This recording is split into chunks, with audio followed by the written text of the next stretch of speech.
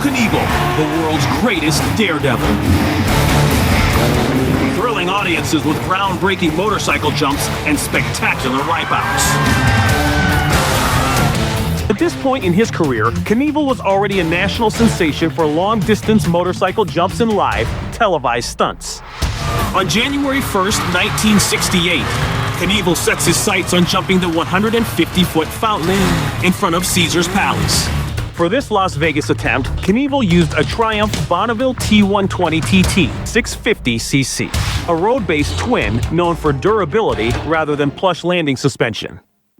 Thousands of spectators gather outside to watch, unaware that they are about to witness the most iconic motorcycle crash in history.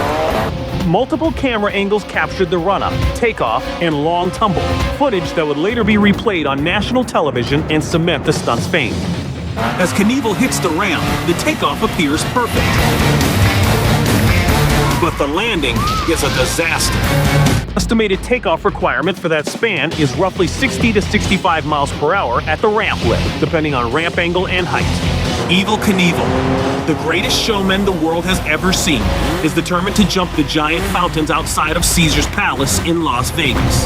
The spectacle at the Caesars complex was promoted as one of his longest ramp-to-ramp attempts, drawing heavy holiday crowds and media.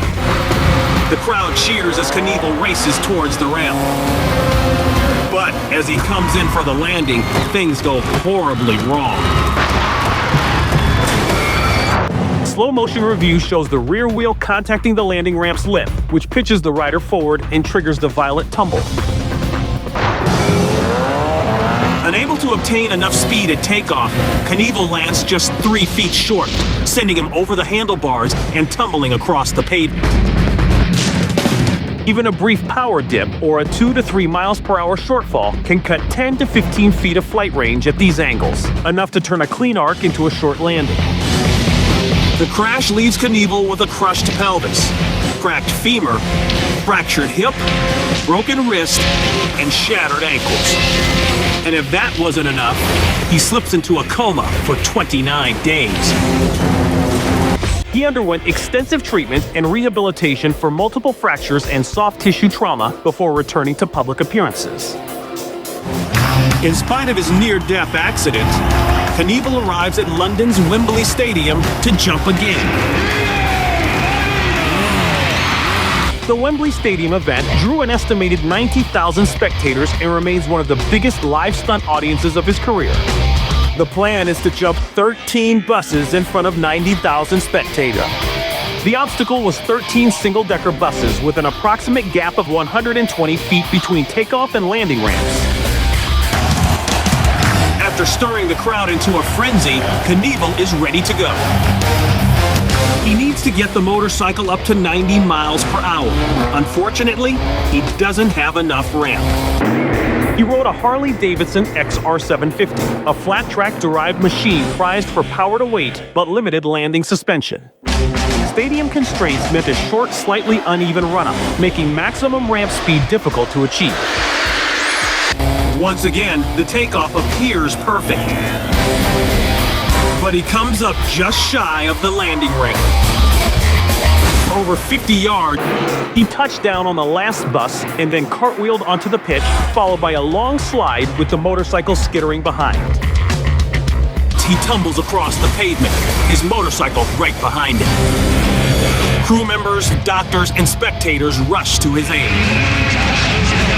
No one is sure as to the extent of his injuries. On-site medical teams stabilized him quickly. Subsequent evaluations documented significant impact trauma consistent with a high-speed, short-landing crash. As they load Knievel onto the gurney, he asks his crew members to get him to his feet, unaware he has re-broken his pelvis. From the field, he addressed the audience directly, one of the most replayed post-crash moments in stunt history.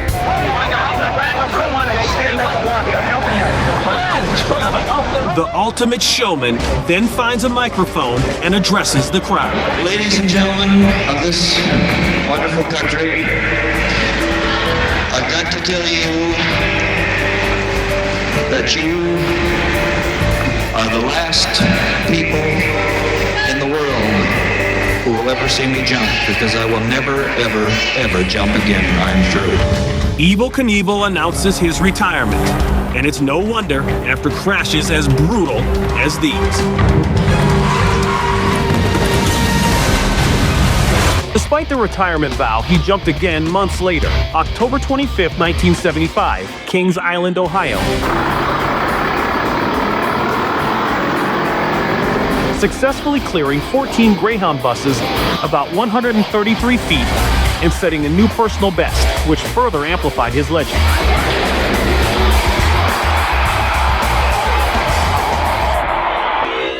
Two jumps, two crashes, one legend who kept coming back, destroyed in seconds.